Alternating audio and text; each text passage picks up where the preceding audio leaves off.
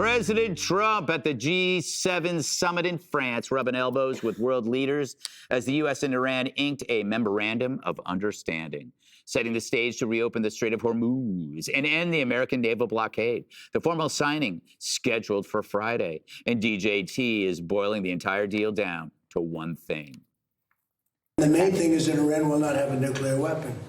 They fully agreed to that with strong policing powers, and they won't have a nuclear weapon, which is what it was all about, because they probably would have used it if they had it.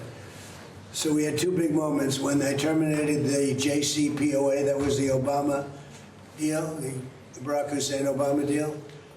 And when I terminated that, it was very important because it was a road to a nuclear weapon.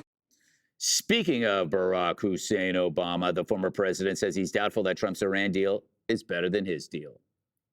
It is doubtful that any agreement that arises is going to be significantly different or a significant improvement from the deal that we had in the first place.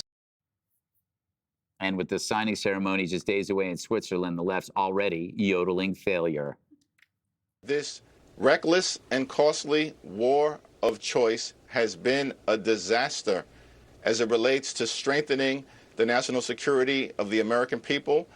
Things aren't better for us, they're worse. In fact, Iran is stronger right now. It is identical, as in plagiarized, as in lifted straight off of Obama's deal. This war was just a colossal mistake. No, we are not any better off. Sort of back where we were when we started. No clear nuclear deal.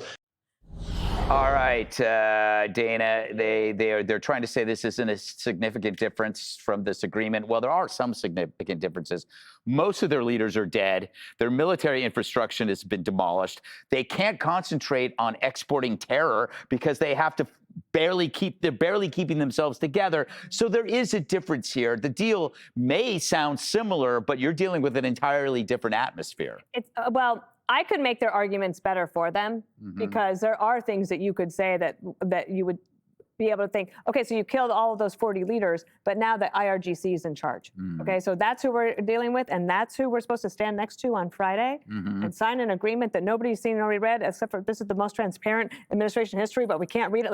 Like I could make all of those points. You have to stop doing that, Dana. I think she sounds They great. don't call me. But the thing, like we said at the very beginning, the victories are usually visible, clear, understandable, and it's just premature to say. We haven't even read the information. I would, if I were the Democrats, I would be saying that you telegraphed everything else. Why won't you just let us read the thing? And I think there's maybe two reasons for that. One, things are still being worked out behind the scenes, which would be, I guess, understandable. It's like they jumped the gun, perhaps, and saying, there's a deal, it's great, everything's moving, but wait, and then an hour later, no, it's not, but maybe it is. And I try to keep up with it all day long. I think the best thing we could tell our viewers right now is to say, we got to wait and see. It looks like there could be progress here, at least in getting this to end and the possibility of oil to start moving.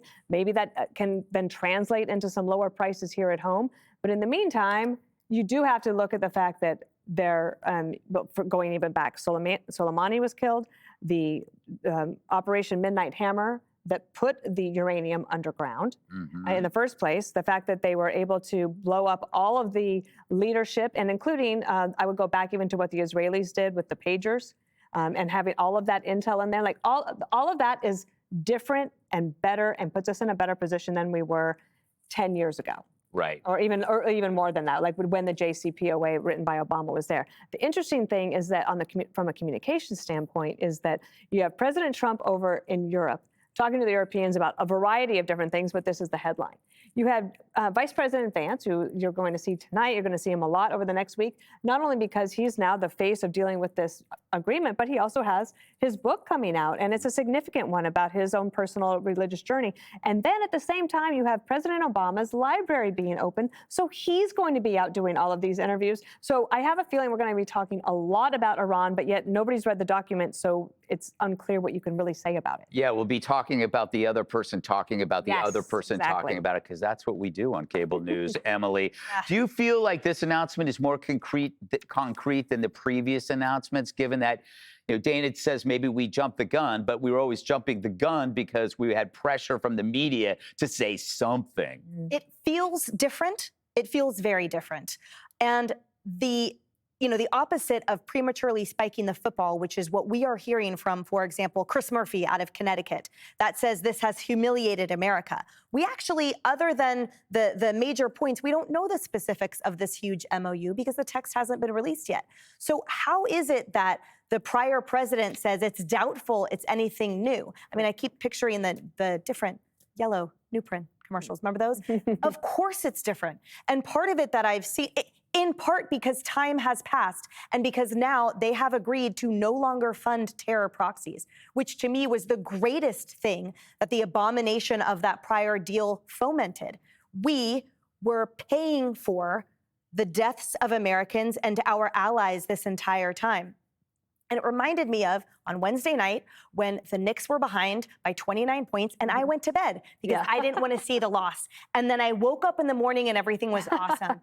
All of this is because people don't want to root for America. They don't want to root for a win just because Donald Trump is the one at the helm. So we will learn a lot more, obviously, and especially when the internet gets turned back on in that country. Because right now, who we haven't heard from is all of those Iranian people that are likely, I would think, pretty excited about what the future has to hold. And to get there, there had to be a little bit of a give and take and a little bit of back and forth. So my faith is in our president and the negotiators of this deal. And I'm also a little bit more patient than people like Obama and Chris Murphy and Hakeem Jeffries, who seem to just want to spike the football the wrong direction immediately. Yeah, Jesse, who let Hakeem say Iran as strong as ever? He was listening to Jessica. Sorry, Jessica. I've been briefed on the deal, and it's pretty simple. You immediately upon signing, the Strait opens up, and there's no tolling, and there's no money exchanged. And you're going to get traffic probably restored within the next 2 to 3 weeks.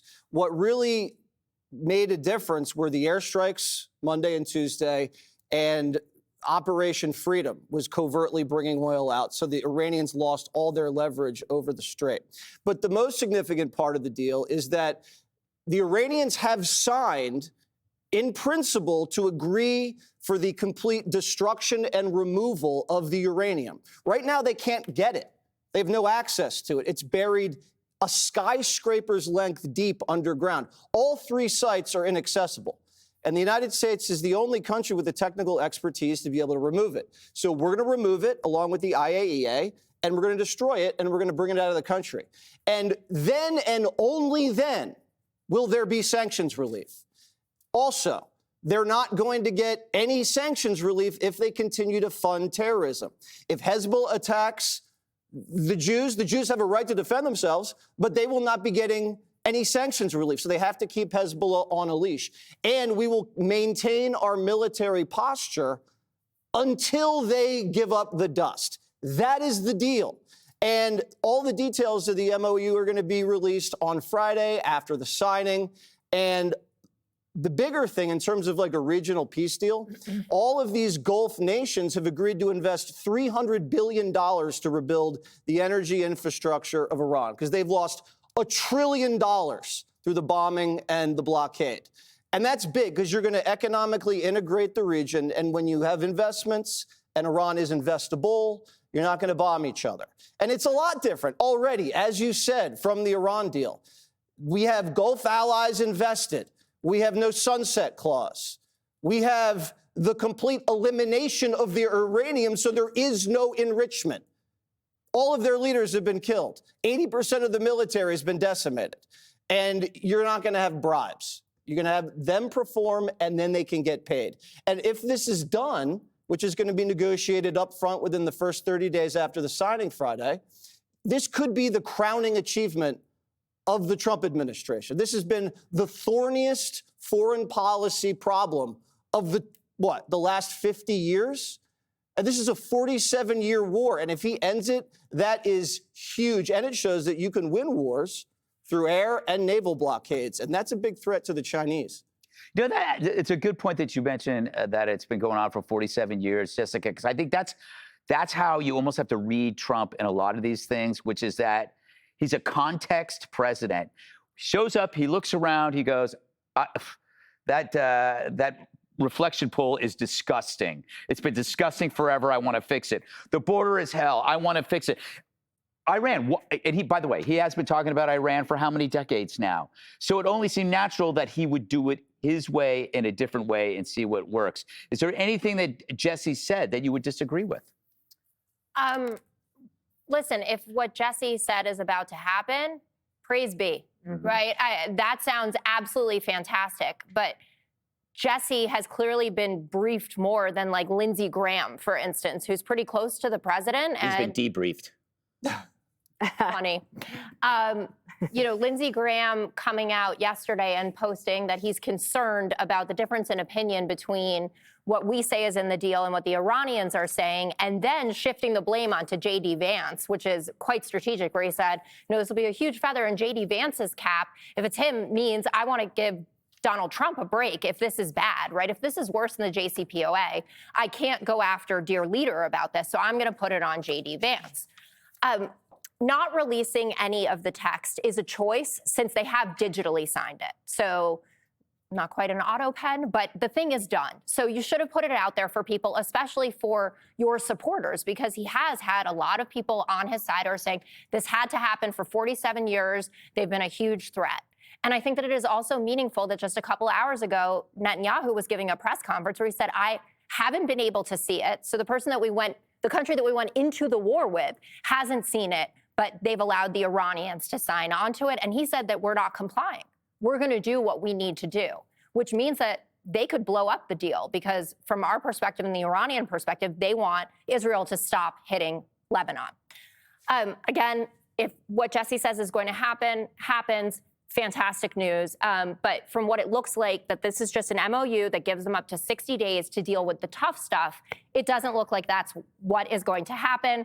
So the tough stuff on on nuclear and also on the opening of the Strait of Hormuz without the tolling, if you watch J.D. Vance this morning on both CBS and CNBC, that isn't ironclad, that there won't be tolls when it reopens. Okay. The deal is similar to the JCPOA, seemingly, but not in this important aspect, which is we had other countries that signed on to the JCPOA. So this is a one-way or a two-way agreement between the U.S. and Iran. JCPOA, you say how great that the Gulf states are involved in this. JCPOA was all of Europe, the Chinese, and the Russians were signed on to it. Right now, we don't have any friends going into this deal together. Of course they would sign on to it. What? Of course they would sign on to it because it wasn't America first. Okay. And the money question really matters. We got to go. I've spoken less than everybody else. Let me finish. Compared to who? Everybody else on the panel except maybe combined? Dana. You mean combined? That's a little weird. We all have our little time frames. I haven't talked as much as you. I'm just sitting here looking great. When I ask you about robot dogs or whatever, I only say like 4 words in the D block. Just quickly on the money front. All right. Arguably, they have already gotten, first of all, the sanctions relief, but also the U.S. brokered a financial deal between the Qataris and the Iranians, meaning they already got money transferred. And you're talking about huge sums, $24 billion, $300 billion investment fund that Jared Kushner and Steve Witkoff want really bad so they can continue building luxury resorts or whatever they're going to go do with it. The Obama deal was only $1.7 billion in unfrozen assets of their money, and they could only get to 3.7% enriched uranium. Okay. Anything else? You want to talk about anything else? Did you have a good weekend? I was in Maine. It was beautiful. That's fantastic. Did you run into your old friend Plattner? I did not. All right. Coming up next. Be sure to like and subscribe for all the Fox News latest on YouTube and catch full shows streaming now on Fox One.